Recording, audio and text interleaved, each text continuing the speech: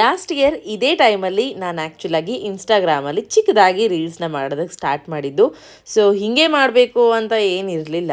But ಆದರೆ ನಾನು full time blogger ಆಗಿದ್ದೆ. ಸೊ ನೋಡೋಣ ಅಂತ ಹೇಳಿ ಮಾಡಿದ್ದು. ಬಟ್ ಇಲ್ಲಿಂದ 1 ವರ್ಷಕ್ಕೆ ಏನೇನೆಲ್ಲ ಬದಲಾವಣೆ, ಏನೇನೆಲ್ಲ ತಂದುಕೊಟ್ಟಿದೆ, ಏನೇನೆಲ್ಲ ಚೇಂಜಸ್ ಆಗಿದೆ, ಎಷ್ಟು ಖುಷಿ.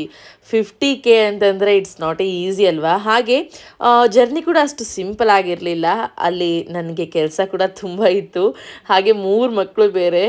ಎಲ್ಲರೂ ಹೇಳುವಾಗ ಏನು ಅನ್ನಿಸ್ತಿರ್ಲಿಲ್ಲ. ಬಟ್ ಇವಾಗ ನೆನೆಸ್ಕೊಂಡ್ರೆ ತುಂಬ ಆಶ್ಚರ್ಯ ಅನಿಸುತ್ತೆ, ಹಾಗೆ ಭಯ ಕೂಡ ಆಗುತ್ತೆ. ಯಾವ್ಯಾವ ಟೈಮಲ್ಲಿ ಹೆಂಗೆಲ್ಲ ಫೇಸ್ ಮಾಡಿದೆ ಅದು ನನಗೆ ಮಾತ್ರ ಗೊತ್ತು. ಬಟ್ ಆದರೆ ಸಪೋರ್ಟ್ಗೆ ಅಂತೇಳಿ ಅಮ್ಮ ಮತ್ತು ಹಸ್ಬೆಂಡ್, ನನ್ನ ಫ್ಯಾಮಿಲಿ ಯಾವಾಗಲೂ ಜೊತೆಗಿದೆ. ಅದು ತುಂಬ ಖುಷಿ ನನಗೆ.